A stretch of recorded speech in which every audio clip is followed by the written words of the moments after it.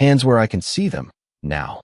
The command cut through the low hum of the gas station like a blade, sharp and immediate, freezing everything in place for half a second longer than it should have. The fluorescent lights overhead flickered with a tired buzz, casting a pale, cold glow across the concrete. The pumps, the thin sheen of spilled gasoline reflecting like broken glass. Naomi Carter didn't move right away. Her hand was still wrapped around the nozzle, the faint smell of fuel clinging to her skin, her fingers slightly stiff from a long shift that hadn't really ended yet. She blinked once, slow, steady, then turned her head just enough to see him.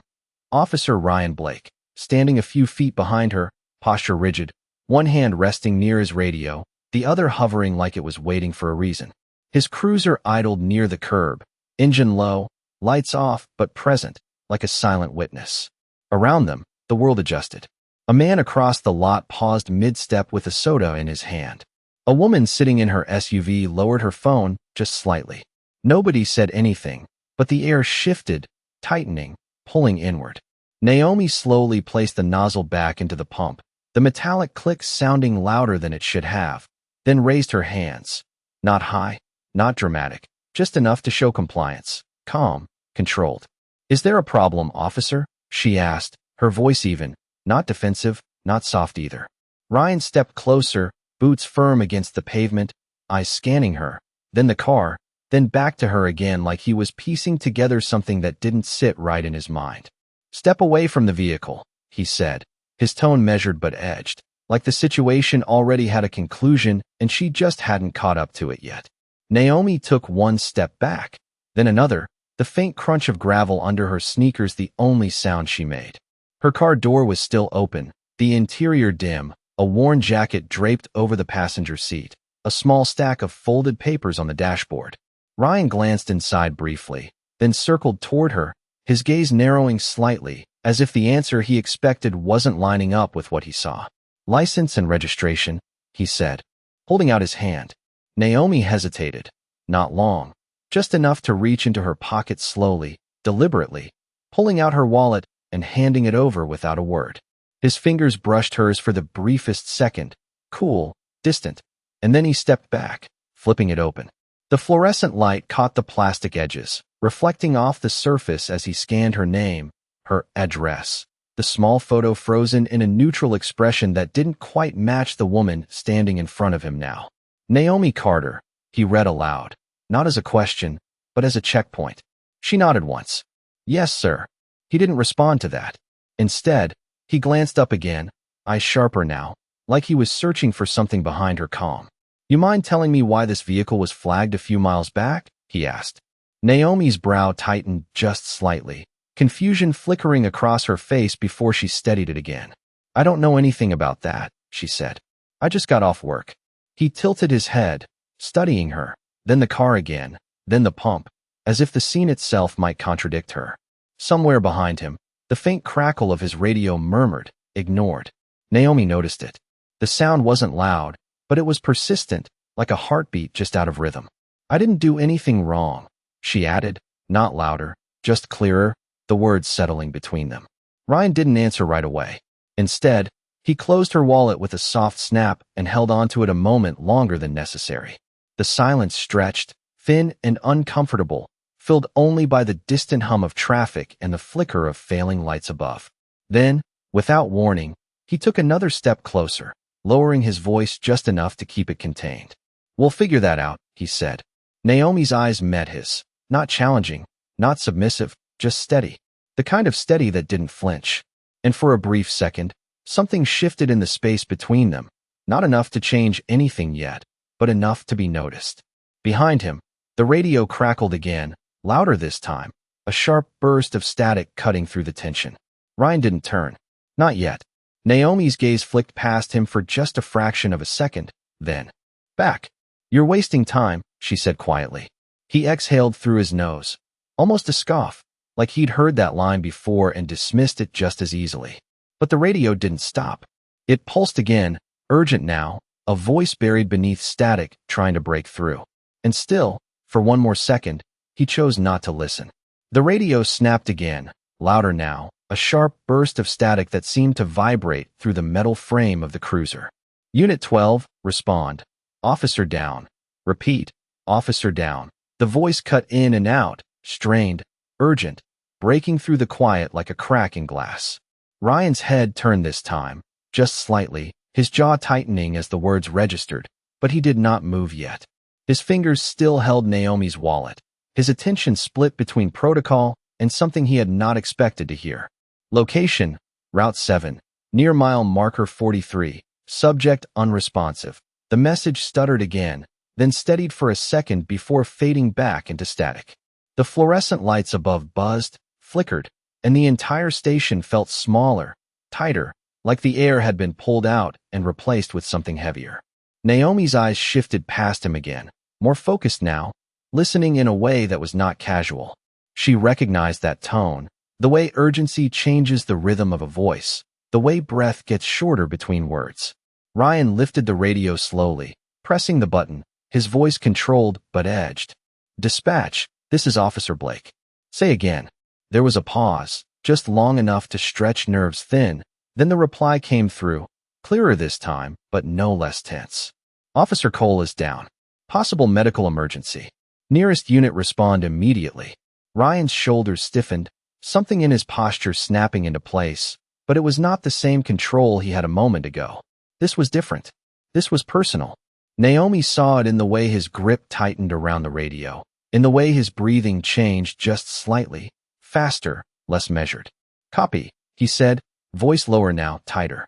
He turned halfway toward his cruiser, then stopped again, like his body had not fully caught up with the decision his mind was trying to make. His gaze flicked back to Naomi, to the car, to the open pump, as if the unfinished moment still held weight.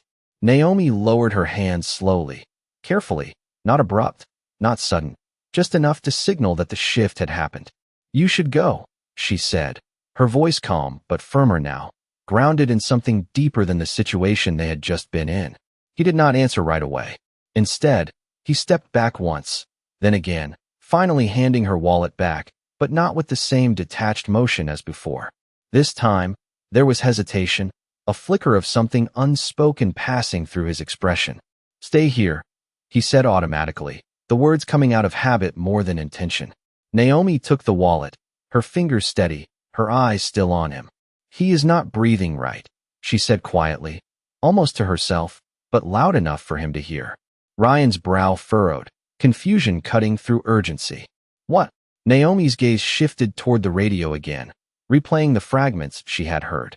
The way they said it, she explained, her voice still even, still controlled. That is not just an injury. That is airway or cardiac. Ryan stared at her for a second, caught between disbelief and the ticking clock inside his chest. You do not know that, he said, but there was less certainty in it now. Naomi did not argue. She did not raise her voice. She just met his eyes, steady, unshaken. I have heard that call before, she said. The words landed differently this time, not as a challenge, not as resistance, but as information. Real. Grounded. Behind them, a car door slammed somewhere across the lot, the sound echoing briefly before fading.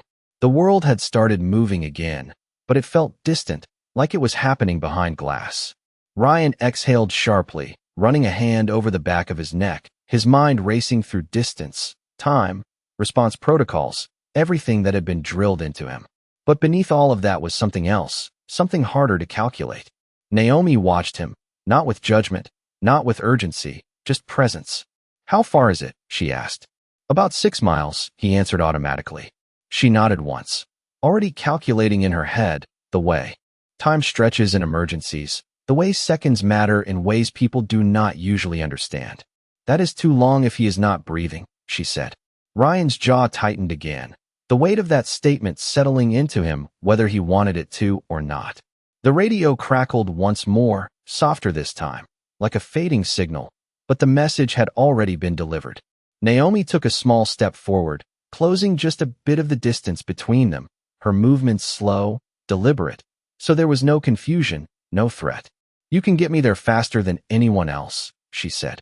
Ryan's eyes locked onto hers, searching, measuring, trying to reconcile everything he thought he knew with the moment unfolding in front of him. The woman he had just stopped, just questioned, just held in place under suspicion, now stood there offering something he could not replace. Not with training, not with authority, not with time.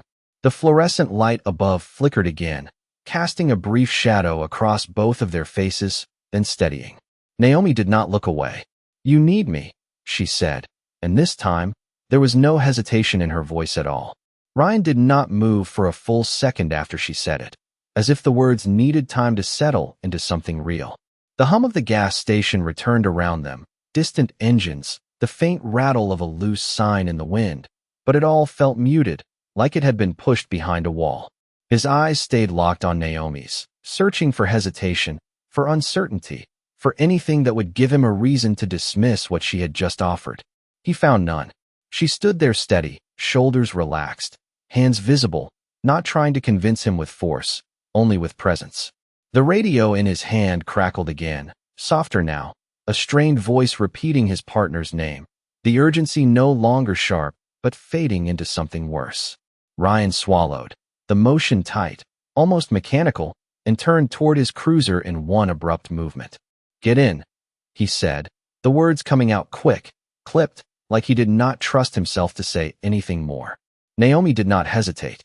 She moved toward the passenger's side, her steps controlled, deliberate, opening the door and sliding into the seat with the same quiet composure she had carried since the beginning.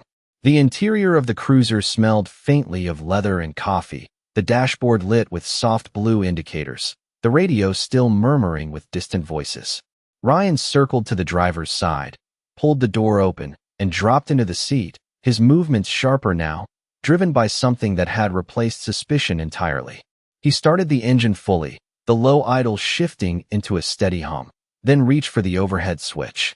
The emergency lights came alive in a sudden wash of red and blue, reflecting off the pump, the concrete, Naomi's face for a split second before he shifted into drive. The car pulled out fast, tires gripping the asphalt as they cleared the station and merged onto the road. The night air pressed against the windows, the world outside streaking into motion, streetlights flashing past in steady intervals like a ticking clock.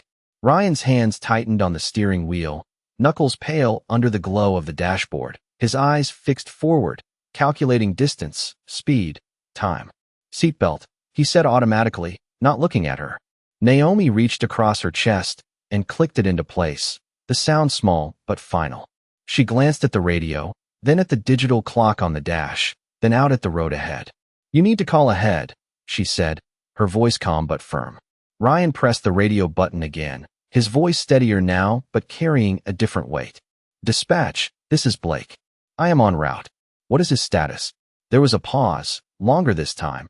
Then the reply came back, quieter, strained. "He is unresponsive. Breathing is shallow. We are attempting to maintain airway." Naomi closed her eyes for half a second, processing the words, then opened them again, sharper now. "They are not stabilizing him," she said, more to the situation than to Ryan. He shot her a quick glance, then back to the road. "Tell me what to do," he said, the words coming out before he could stop them, raw, stripped of the authority he had carried minutes earlier. Naomi leaned forward slightly, her gaze focused on the road ahead, as if she could already see what was waiting for them. "Drive steady," she said. "No sudden stops unless you have to. He needs oxygen flow and circulation. If they are struggling, it means they do not have control yet." Ryan nodded once, a sharp motion, adjusting his speed just enough to smooth the ride without losing momentum. The siren cut through the night now, a rising and falling call that pushed cars aside, headlights shifting as drivers moved out of the way. Naomi's hands rested loosely in her lap, but her fingers moved slightly, counting, measuring, her mind already inside the next moment. "How long have you been partners?" she asked suddenly. Ryan blinked, the question catching him off guard, but he answered without thinking. 3 years. His voice softened just a fraction, the edge replaced by something else.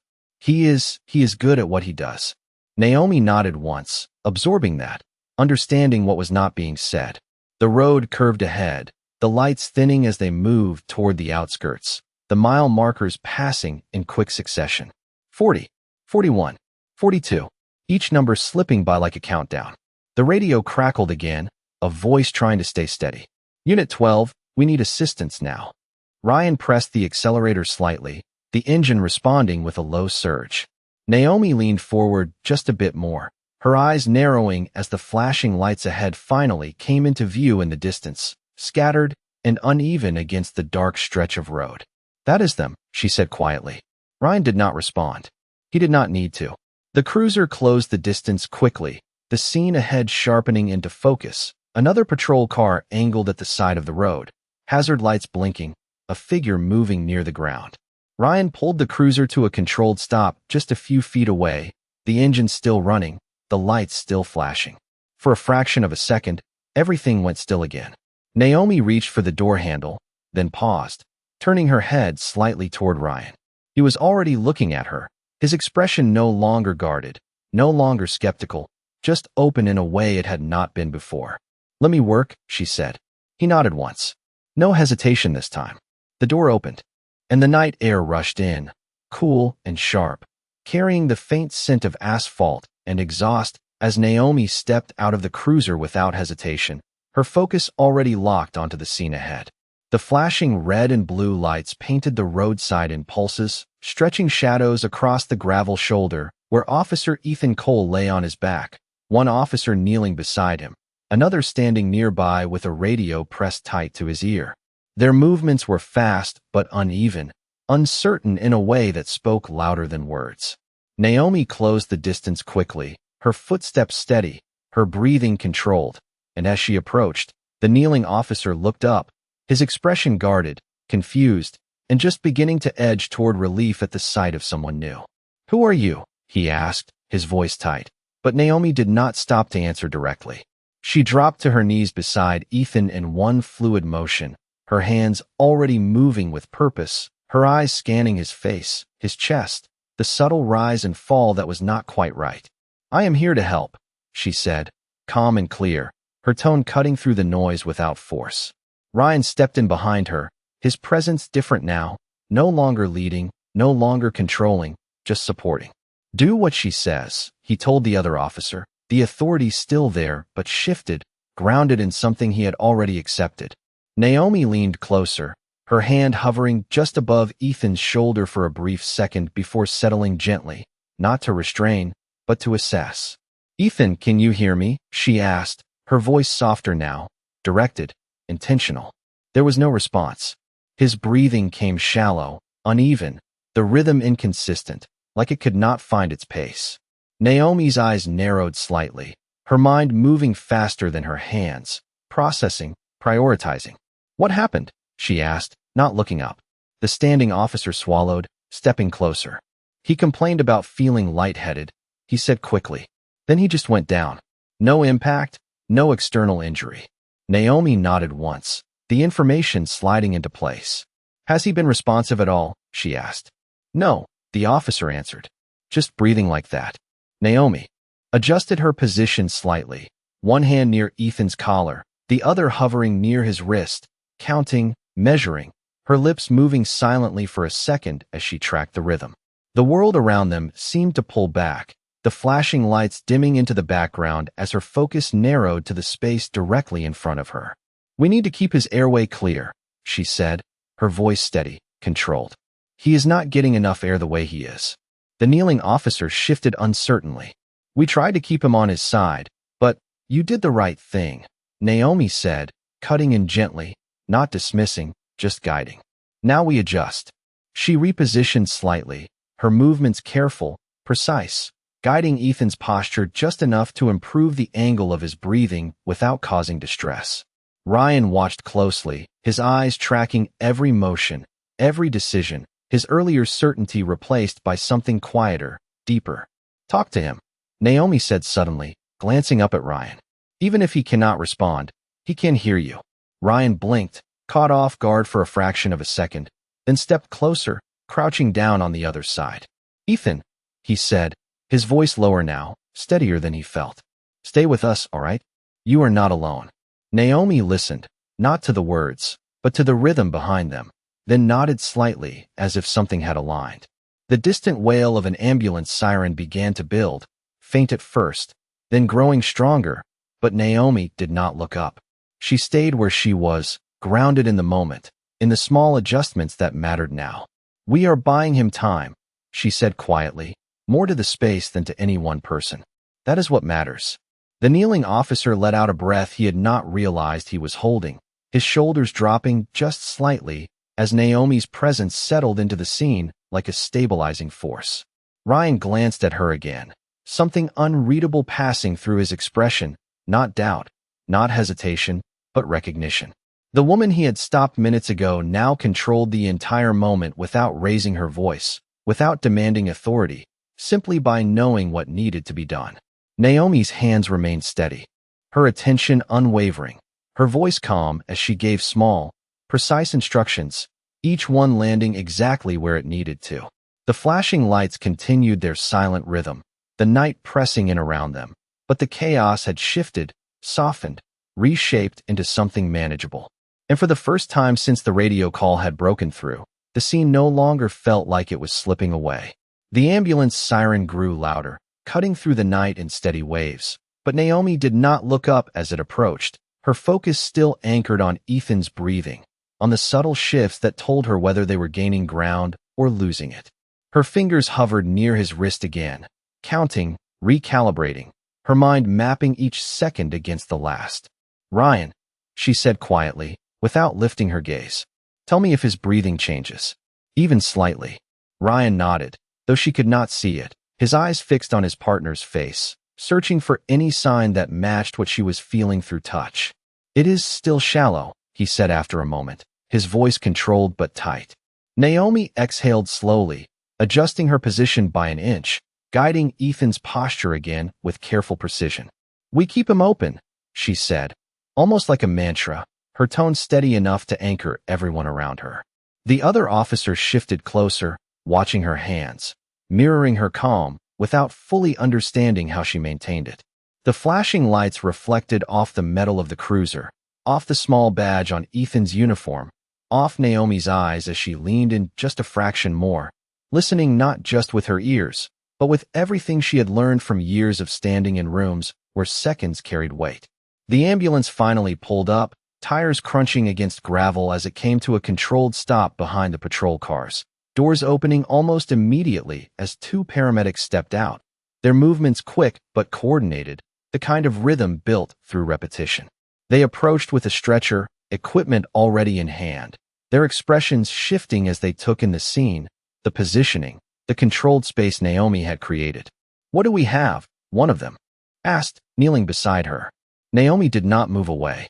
She stayed where she was, her hand still near Ethan's shoulder, her voice calm and direct. "Adult male, unresponsive, shallow breathing, no visible trauma. Onset was sudden," she said, each word placed clearly, efficiently. The paramedic nodded, already aligning with her assessment, glancing briefly at her face before returning to the task. "You with EMS?" he asked, almost as an afterthought. Naomi shook her head slightly. "Emergency room," she replied. That was enough. He did not question it further. The second paramedic moved into position, preparing equipment, while the first adjusted slightly beside Naomi. "We are going to take over airway," he said, his tone professional but respectful, not dismissing her presence. Naomi nodded once, shifting just enough to give them space, while still watching, still present. Ryan stepped back half a step, his hands dropping to his sides, his breathing slowing just slightly as the scene transitioned from uncertainty into structured action. But his eyes never left Naomi.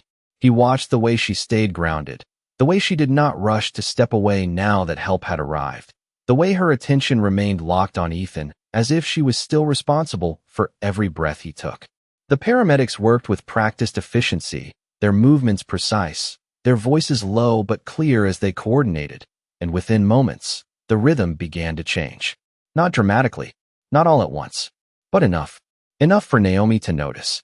Her shoulders lowered just a fraction, the tension in her posture easing, her hand finally pulling back completely as she let the professionals carry the next phase forward. "He is responding better," one paramedic said quietly, almost to himself, but it reached everyone. Ryan closed his eyes for half a second, the weight in his chest shifting into something lighter, something that had not been there when the call first came through. Naomi leaned back slightly, sitting on her heels for a moment, her hands resting loosely in her lap, her breathing steady again, as if she had been holding something in place and could now let it settle. The night air felt different now, less sharp, less heavy, the flashing lights still present but no longer overwhelming. The other officer let out a breath that sounded almost like relief, his shoulders dropping as the tension released from his frame. Naomi finally looked up, her gaze moving from Ethan to Ryan, meeting his eyes for the first time since she had stepped out of the cruiser. There was no triumph in her expression, no expectation, just quiet acknowledgement of what had passed between them in those last minutes. Ryan swallowed, his voice not quite ready yet, his usual words replaced by something he could not immediately shape. He nodded once instead, a small, deliberate motion, the kind that carried more weight than anything he could have said. Naomi stood slowly, brushing her hands together lightly, not to remove anything visible, but as a habit, a reset, her posture returning to neutral as she stepped back to give the paramedics full space. The ambulance lights continued to pulse, but now they felt like guidance instead of alarm, and the road that had felt frozen earlier began to move again, cars passing in the distance, the world resuming its quiet rhythm. And in the middle of it all, the moment that had started with suspicion had shifted into something neither of them had expected, something that lingered even as the urgency faded, something that could not be undone.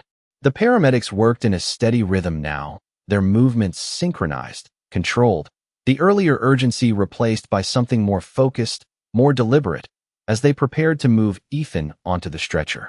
Naomi stepped back another pace, giving them full space, but she did not leave. She stayed just outside the immediate circle, her eyes still tracking every adjustment, every shift in breathing, her presence quiet but grounded, like she was still holding a thread that connected her to the outcome. The night had softened around them, the tension no longer pressing in as tightly, the flashing lights now casting a slower, almost rhythmic glow across the roadside. Ryan stood a few feet away, his hands resting on his hips, his shoulders still slightly raised, as if his body had not yet caught up to the change in the situation. He watched as the stretcher was positioned, as Ethan was carefully lifted, as the paramedics spoke in low, clear tones to one another, confirming details, aligning steps. "We are taking him to County General," one of them said, glancing toward Ryan. "You can follow if you want." Ryan nodded once, the motion automatic, but his attention shifted again, pulling back toward Naomi. She stood there in the same place she had stepped to moments earlier, her posture relaxed now, her hands at her sides, her breathing steady. For a brief second, neither of them spoke. The distance between them was small, but it carried the weight of everything that had just happened, everything that had changed in less than 10 minutes. Ryan took a step toward her, then another, stopping just short, his expression no longer guarded, no longer defensive, but searching for something he had not needed before. "You knew," he said quietly, his voice low enough that it did not carry beyond them. Naomi shook her head slightly. "I listened," she replied. The words were simple, but they settled deeper than he expected. Ryan exhaled, the breath leaving him slower this time, less controlled, like he was letting go of something he had been holding too tightly. He glanced back toward the ambulance as the rear doors closed with a firm, final sound, the interior lights glowing softly through the tinted glass. The engine idled for a moment, then shifted, ready to move. "You did not have to get involved," he said, turning back to her. Naomi met his gaze, her expression calm, unchanged. "Someone had to," she answered. There was no accusation in her tone, no edge, just a statement of fact, the kind that did not need emphasis to be understood. Ryan's jaw tightened slightly, not in anger, but in recognition, the weight of her words settling into a place he had not examined before. Behind them, the other officer approached slowly, his posture more relaxed now, his earlier tension replaced by quiet gratitude. "Ma'am," he said, addressing Naomi with a respect that had not been present at the start. "Thank you. I did not know what else to do." Naomi nodded once, acknowledging him without drawing attention to herself. "You stayed with him," she said. "That matters." The officer gave a small, almost relieved smile, then stepped back again, giving them space without fully realizing he was doing it. The ambulance lights shifted, the siren letting out a brief, low tone before cutting through the night again as it began to pull away, merging onto the road with purpose. Ryan watched it go, his eyes following the fading lights until they became distant points against the dark stretch of highway. The silence that followed was different now. Not tense, not heavy, just quiet. The kind that allows thoughts to surface without pressure. Naomi turned slightly, her gaze moving toward the cruiser, toward the open road beyond it, as if she was already preparing to leave, to return to whatever her night had been before it was interrupted. Ryan noticed the shift, the subtle change in her posture, and something in him moved before he could fully think it through. "Wait," he said, the word coming out softer than he expected. Naomi paused, turning her head just enough to look back at him, her expression neutral, open, not assuming anything. Ryan stepped closer again, this time without hesitation, his voice steady but quieter than it had been at the gas station, stripped of the sharp edge it once carried. "I was wrong," he said. The words hung in the air between them, simple, direct, without excuse or explanation. Naomi held his gaze for a moment, measuring not the words themselves, but the way they were given. Then she gave a small nod, not dismissing, not accepting in a dramatic way, just acknowledging. "Then do better next time," she said. There was no anger in it, no bitterness, just clarity. Ryan nodded once, the motion deliberate, like he was committing something to memory. The road stretched out behind her, quiet and open, the night settling back into its normal rhythm. Naomi turned fully this time, taking a step toward her car, her movements calm, unhurried, as if the moment had already begun to close for her. Ryan watched her go, the reflection of the cruiser lights fading from her silhouette as she moved farther away, and for the first time since he had stepped out of his vehicle at the gas station, he did not see a situation to control or a question to answer. He saw a person he had misjudged, someone who had stepped into a moment that was not hers and held it together without asking for anything in return. The wind moved lightly across the roadside, carrying away the last echoes of the siren, leaving behind a stillness that felt earned rather than forced. And in that stillness, something had shifted in a way that could not be undone, not by routine, not by habit, not by the next call that came through the radio. It stayed, quiet but present, like a line that had been crossed and could not be uncrossed. The gravel shifted softly under Naomi's steps as she moved back toward her car, the faint crunch steady and unhurried, like the night itself had slowed to match her pace. Behind her, the patrol lights continued their quiet rhythm, red and blue fading into softer pulses now that the urgency had passed. Ryan stood where she had left him for a moment longer than necessary, his gaze following her without calling out again, as if he understood that anything more right now would feel forced. The road stretched open in both directions, empty for a few seconds at a time before a distant pair of headlights would pass, the sound of tires on asphalt rising and fading like a breath. Naomi reached her car, the door still slightly open from earlier, the interior dim and unchanged, as if the last 10 minutes had not shifted anything at all. She placed her hand on the top edge of the door, but did not get in immediately. Instead, she paused, looking down at her hands for a brief second, flexing her fingers once, releasing the tension she had held without noticing. The faint smell of gasoline still lingered, mixed now with the cool air and something quieter, something that only came after a moment like that passed. She exhaled slowly, then reached inside to grab the folded jacket from the passenger seat, draping it over her arm as she turned slightly, her gaze moving back toward the road, toward the place where the ambulance had disappeared moments ago. Ryan finally moved, taking a few steps in her direction, not rushing, not calling attention to himself, just closing the distance in a way that felt intentional but careful. "They will be at County in about 10 minutes, he said when he was close enough, his voice steady again, but different from before, lower, less rigid. Naomi nodded once, not turning fully to face him yet. "They will stabilize him," she said. They had control before they left. Ryan let out a breath he did not realize he had been holding, his shoulders dropping just slightly. "You are sure?" he asked, the question quieter than it might have been earlier, not challenging, just needing something to hold on to. Naomi turned her head then, meeting his eyes with the same calm certainty she had carried from the beginning. "Yes," she said. There was no hesitation in it, no extra explanation, just confidence built on experience. Ryan nodded again, slower this time, letting that settle. The wind moved lightly between them, lifting a strand of Naomi's hair for a second before it fell back into place, the night settling into something almost still. "I was going to write you up," Ryan said suddenly, the words coming out more as a realization than a confession. Naomi raised an eyebrow slightly, not surprised, just acknowledging the truth of it. "I figured," she replied. There was no bitterness in her voice, just a quiet understanding of how the moment had started. Ryan looked down briefly, then back up, his expression tightening in a way that had nothing to do with authority now.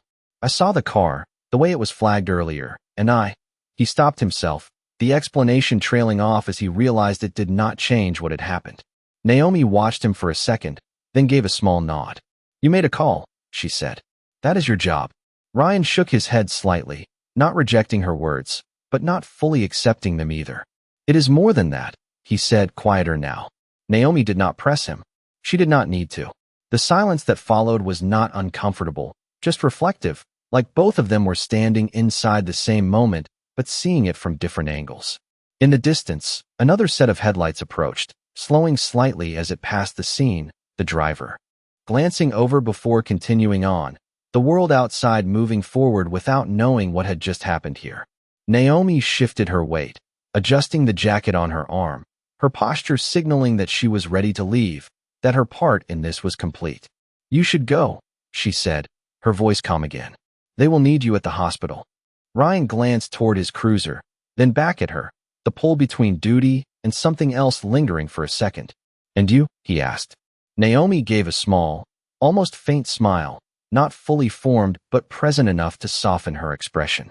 "I have already done what I needed to do," she said. The answer settled between them, simple and complete. Ryan nodded slowly, accepting it this time without trying to add anything more. For a moment, neither of them moved. Then Naomi opened her car door fully, the interior light flicking on briefly, casting a warm glow against the cool night before she stepped inside. She paused once more, her hand resting on the steering wheel, then looked up through the open window toward Ryan. "Drive steady," she said, echoing her earlier words, but this time they carried a different meaning. Ryan met her gaze and gave a small nod, the understanding passing without needing to be spoken.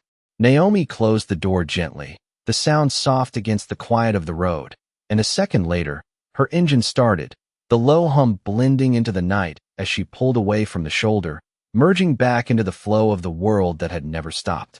Ryan watched until her taillights disappeared into the distance, the red glow fading until it was gone, leaving him standing in the soft wash of his own cruiser lights. The radio at his shoulder crackled again. Another call, another moment waiting, but for a second, he did not reach for it. He just stood there, letting the silence settle, letting the shift inside him take root in a way that felt unfamiliar but real. Then, finally, he turned, walked back to his cruiser, and got in, the engine already running. The path ahead clear, but no longer the same as it had been before. The cruiser door closed with a firm but controlled sound, sealing Ryan inside a space that still carried the faint warmth of the engine and the lingering tension of everything that had just unfolded. The dashboard lights glowed soft blue against his hands as they settled on the steering wheel, fingers tightening slightly before loosening again, like he was relearning how to hold steady. Outside, the roadside had returned to its quiet rhythm, the other officer already moving back toward his own vehicle, the scene dissolving into routine as if it had not nearly slipped into something irreversible minutes earlier. Ryan reached for the radio, his thumb hovering over the button for a second before pressing down. "Dispatch, this is Officer Blake," he said, his voice clear, controlled, but carrying a different weight now. "I am en route to County General." The response came quickly, calm and procedural, but he barely registered the words beyond their confirmation. He shifted the cruiser into drive, the engine responding with a low hum as he pulled back onto the road, the flashing lights still casting long streaks of color across the pavement ahead. The drive felt shorter this time, or maybe just quieter. The siren cut through the night again, but it did not feel as sharp, as urgent as before. Instead, it felt like a path being cleared, a space opening, something moving forward rather than breaking through. Ryan's eyes stayed fixed on the road, but his mind did not stay there. It drifted back, replaying moments in fragments. The way Naomi had stood at the pump, the way she had said nothing when he first approached, the way her voice had not changed even when his had. He tightened his grip on the wheel slightly, exhaling through his nose as the realization settled deeper. It had not been just the situation. It had been him. The hospital came into view ahead, its bright exterior lights cutting through the darkness, the emergency entrance illuminated in a steady white glow that never flickered, never hesitated. Ryan slowed as he turned into the lot, the cruiser rolling forward with purpose, but without urgency now, the siren fading as he approached the entrance. The ambulance was already there, its rear doors open, paramedics moving with practiced efficiency as they guided the stretcher inside. Ryan parked quickly, stepping out into the cooler air, the faint scent of antiseptic and clean concrete replacing the roadside smells from earlier. He walked toward the entrance, his pace steady, not rushing, not dragging, just moving forward with intent. Inside, the emergency department was bright, controlled, filled with quiet motion. Nurses moved between stations, monitors beeped softly in the background, and somewhere down the hall, a voice called out instructions in a calm, practiced tone. Ryan stopped just inside the doors, scanning the space until he caught sight of the paramedics speaking with a nurse near a curtained area. He approached, his presence noticed, but not disruptive, just another part of the flow. "He is being evaluated now," one of the paramedics said, recognizing him. "He is more stable than when we left." Ryan nodded, the words landing with a weight that eased something in his chest. "Thank you," he said, the phrase simple but meant. The paramedic gave a brief nod in return before turning back to his work, the moment passing without ceremony. Ryan stood there for a second longer, his gaze shifting toward the curtained area where Ethan had been taken, the fabric moving slightly as someone passed behind it. He did not step forward. Not yet.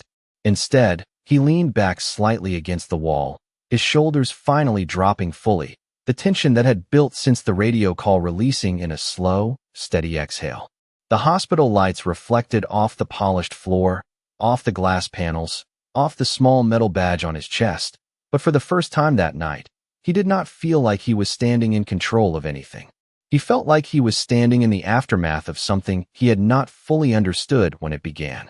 Naomi's voice echoed quietly in his mind, not loud, not forceful, just present. "You are wasting time."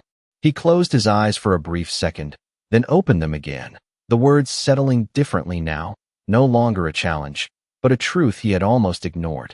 A nurse passed by, glancing at him briefly before continuing down the hall, and the world around him kept moving, steady, unaffected by the shift that had taken place inside him. Ryan pushed himself off the wall, straightening slightly as he took a step toward the curtained area, then stopped again, his gaze dropping to his hands for a moment. They were steady now, not tense, not reactive, just steady. He flexed his fingers once, then let them rest at his sides. The automatic doors behind him opened and closed with a soft hiss as someone else entered, the outside world brushing briefly against the controlled environment before sealing again. Ryan looked toward the entrance for a second, half expecting to see Naomi step through, but the space remained unchanged, just the steady flow of patients, staff, and quiet urgency. He nodded to himself once, a small, deliberate motion, then turned back toward the hallway, his posture shifting into something more grounded, more aware.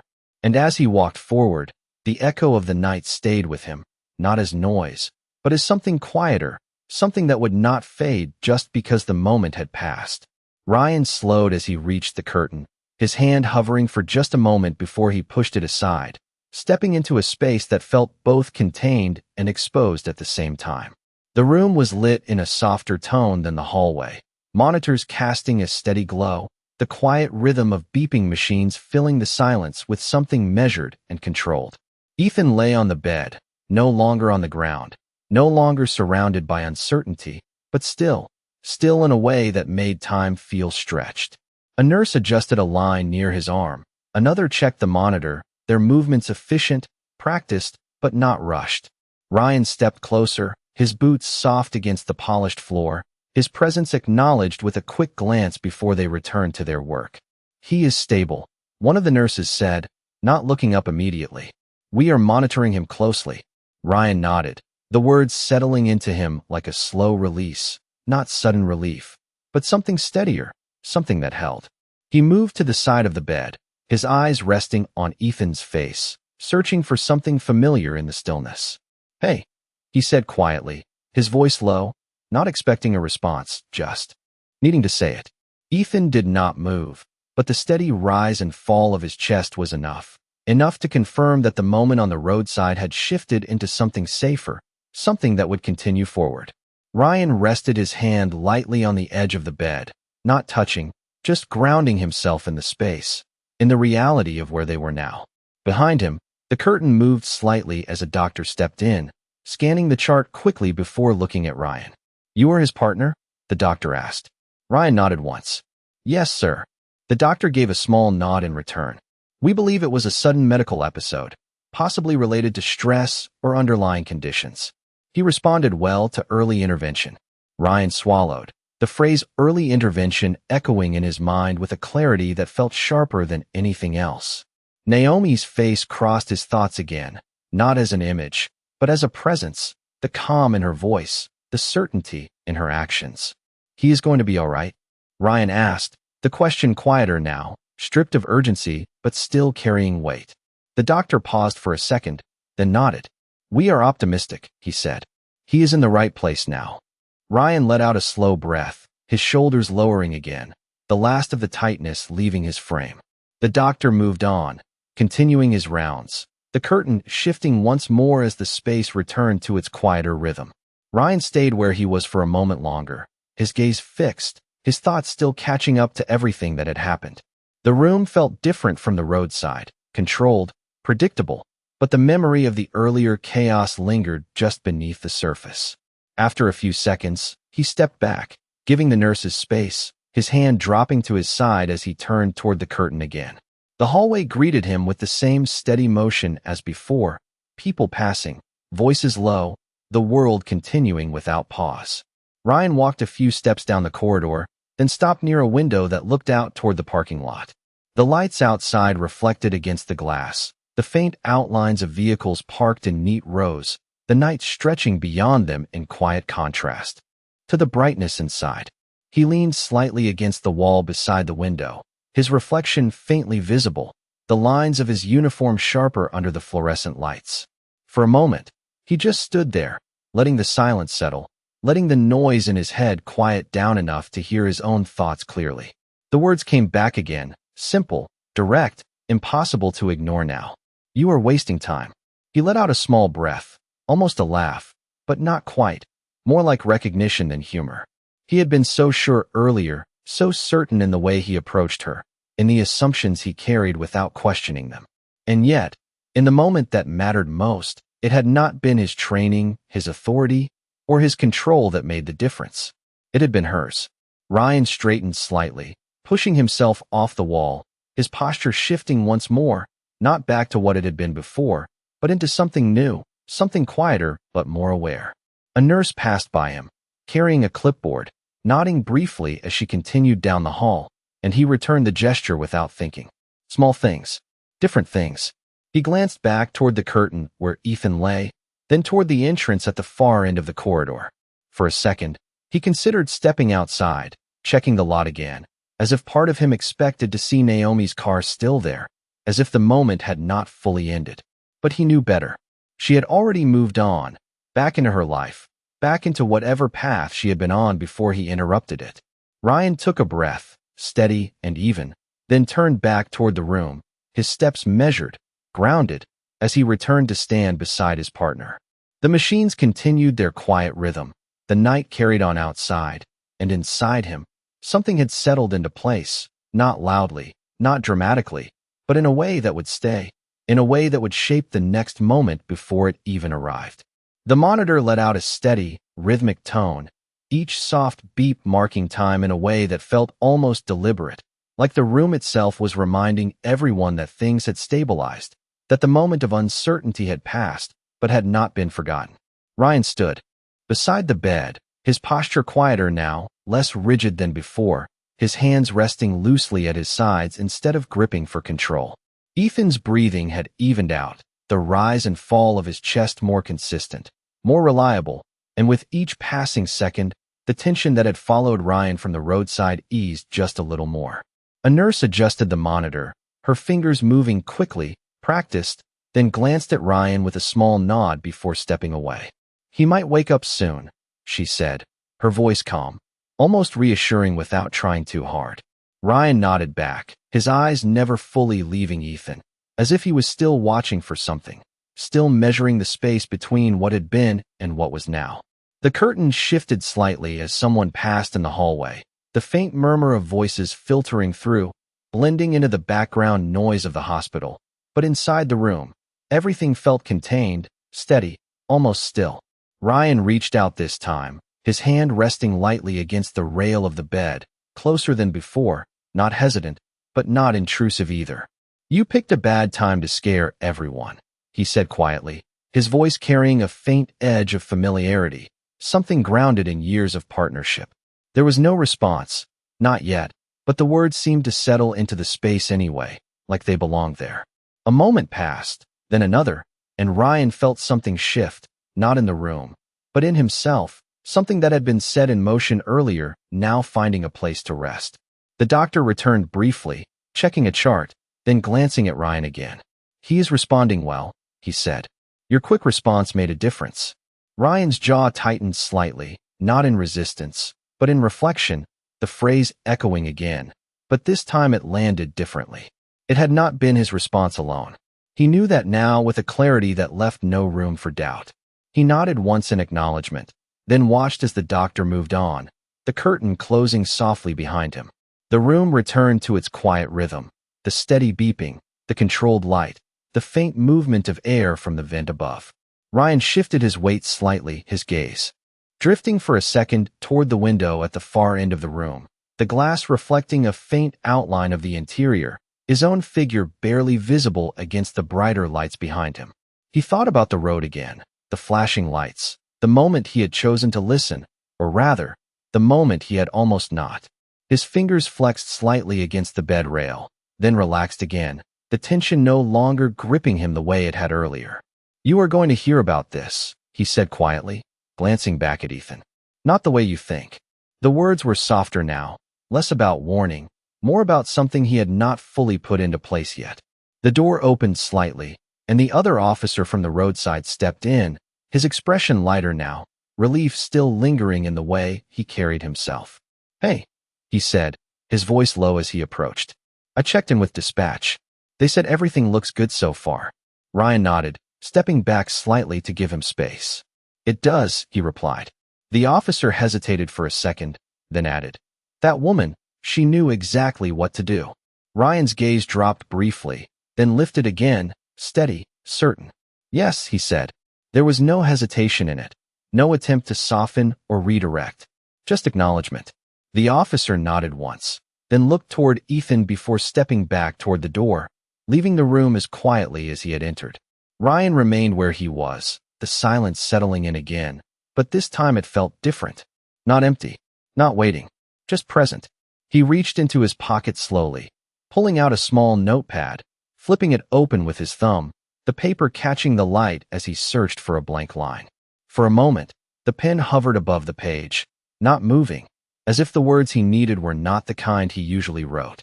Then, slowly, he pressed the tip down and began to write, the motion deliberate, careful, each letter forming with intention rather than habit.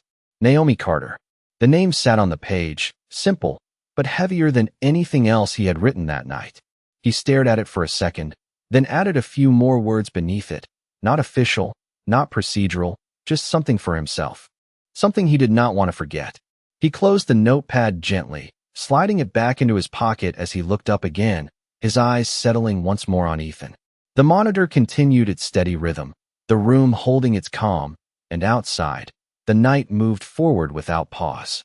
But inside that small space, something had shifted into place, something that would not fade with the next call or the next routine stop, something that had already begun to change the way he saw the world before he even stepped back out into it. The first change was small, almost easy to miss, a subtle shift in the rhythm of the monitor, a slight variation in the pattern that had been steady for the last several minutes. Ryan noticed it before anyone said anything, his attention already tuned to every detail in the room, every sound carrying more meaning than it had before. He leaned in slightly, his eyes narrowing just a fraction as he watched Ethan's chest rise, then fall again, the movement a little stronger this time, a little more certain. "Hey," Ryan said quietly, his voice low but present. "If you were going to wake up, now would be a good time." The words hung in the air, simple, familiar, grounded in the kind of connection that did not need explanation. For a moment, nothing changed. The room stayed still, the soft hum of machines filling the silence, the faint movement of staff outside the curtain passing like shadows. Then, slowly, almost imperceptibly at first, Ethan's fingers twitched against the sheet. Ryan straightened slightly, his breath catching for a fraction of a second before he forced it steady again. "That is it," he said, a little firmer now. "Stay with me." The movement came again, stronger this time, a small shift of the hand, then a faint tightening around the edge of the blanket.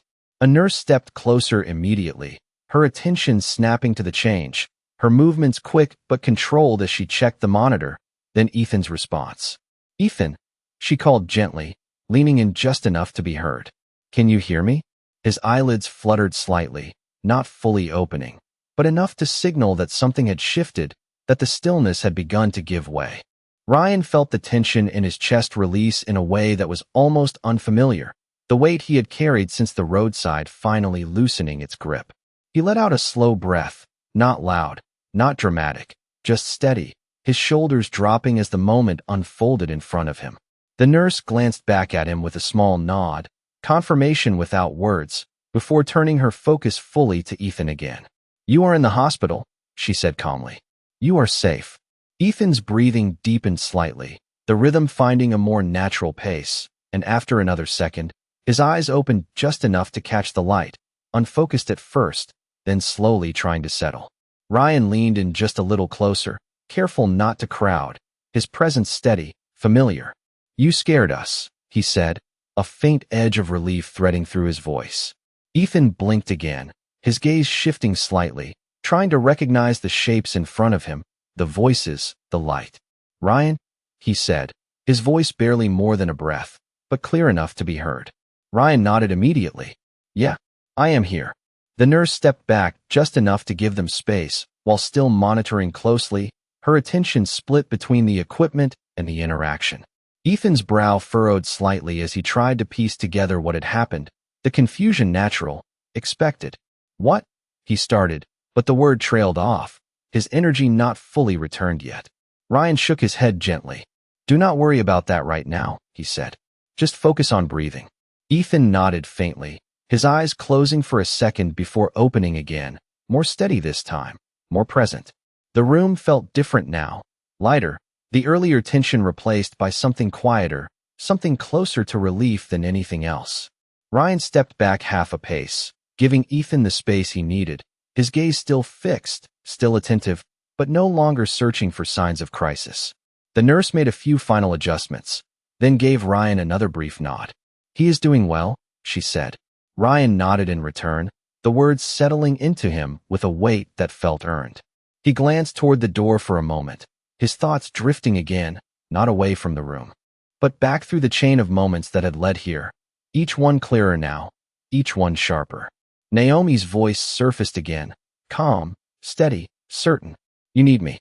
He closed his eyes briefly, not in exhaustion, but in recognition, the truth of it fully settled now, no longer something to question or examine. When he opened them again, his posture had shifted once more, not back to what it had been before, but into something more grounded, more aware. Ethan shifted slightly on the bed, his breathing steady, his presence fully returned, and Ryan felt the last of the tension leave him completely. The moment had passed. The outcome had changed, and the reason for that stood somewhere outside this room, already gone, already moving forward. Ryan looked down at his hands again, then back at Ethan, then toward the door, the quiet understanding settling deeper with each second. "You are going to be fine," he said softly, more certain now than he had been at any point earlier that night. Ethan gave a faint nod, his eyes closing again, not from weakness this time, but from the kind of rest that comes after something difficult has ended.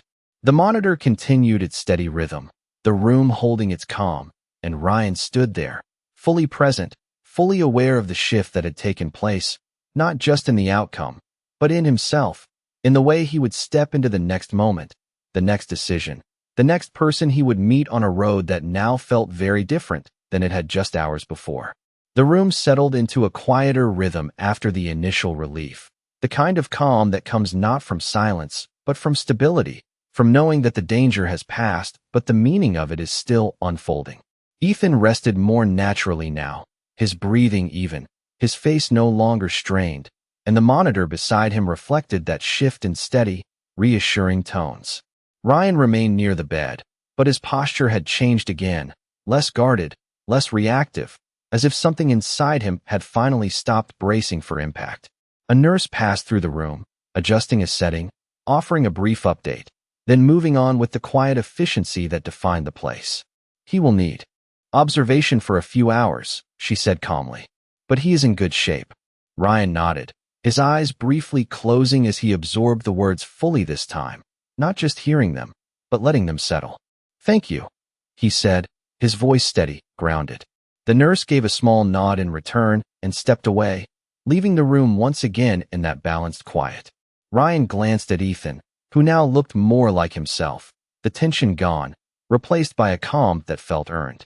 "You picked the worst possible time," Ryan said again, softer now, almost a half-smile forming without fully showing. Ethan's lips moved slightly, not fully forming words, but enough to suggest awareness, enough to show that he was there, present, returning. Ryan stepped back slowly, giving him space, then turned toward the door, his gaze lingering for a second before he moved out into the hallway. The brightness of the corridor felt sharper after the dimmer room, the movement of staff more noticeable, the quiet urgency of the hospital continuing around him as if nothing extraordinary had happened. But for him, everything felt slightly altered, like the edges of the world had shifted just enough to change how he saw it.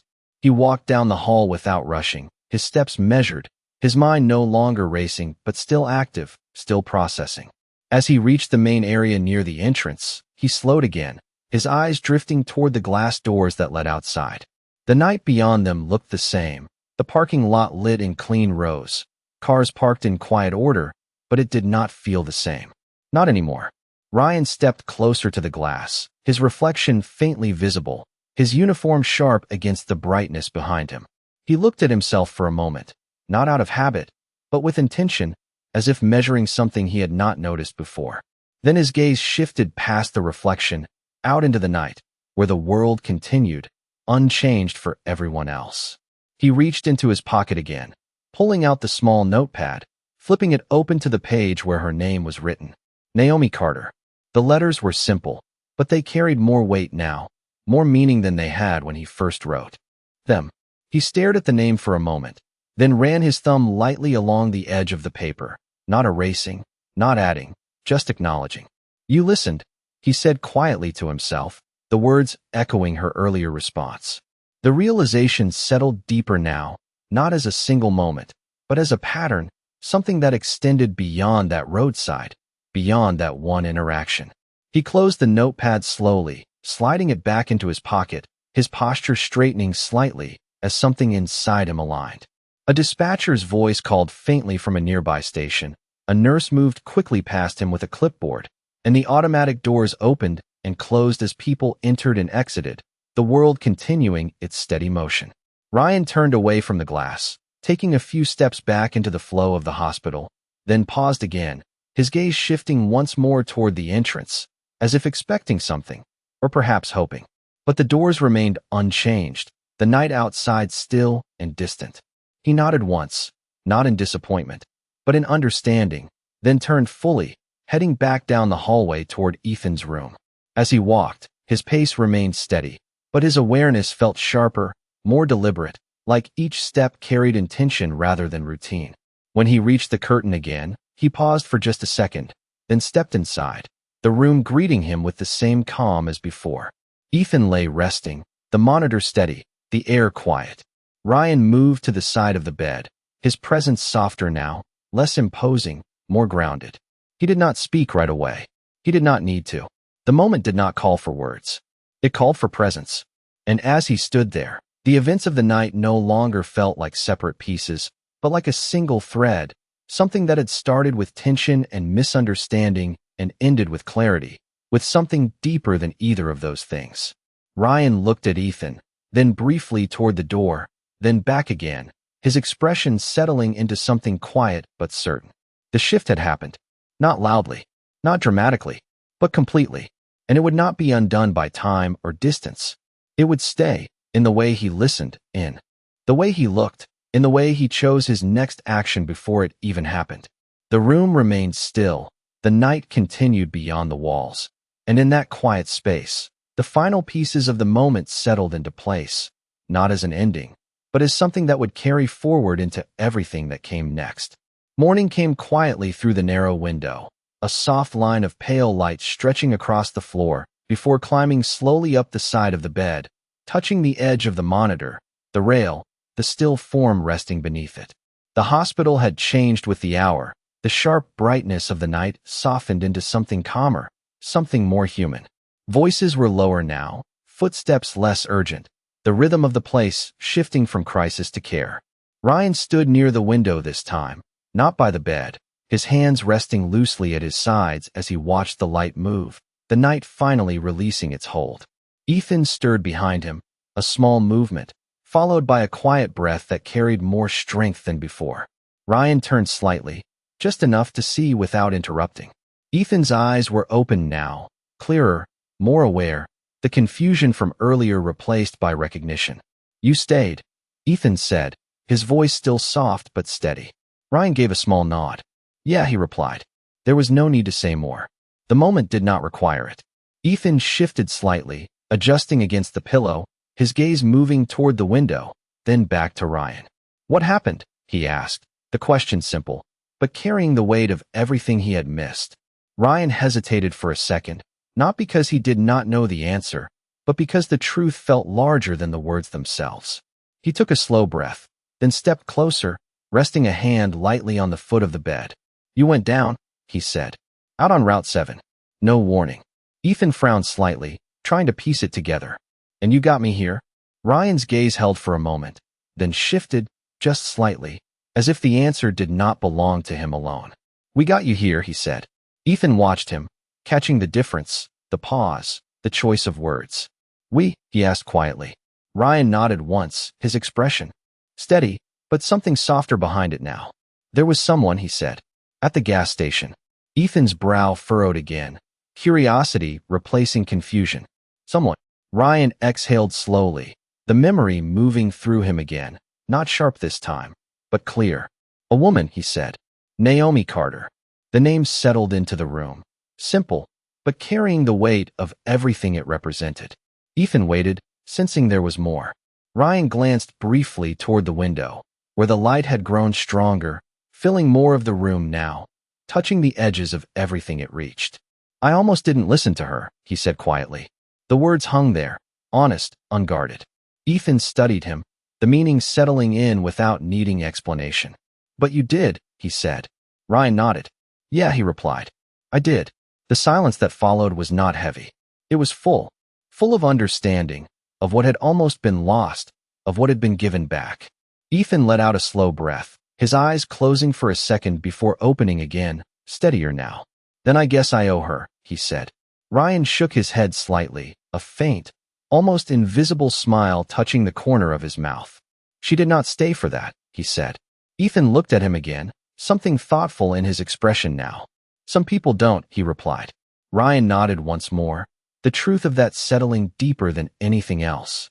A nurse stepped in briefly, checking the monitor, offering a quiet update, then leaving just as softly, the rhythm of care continuing without interruption. The room felt warmer now, the light fully present, the shadows gone.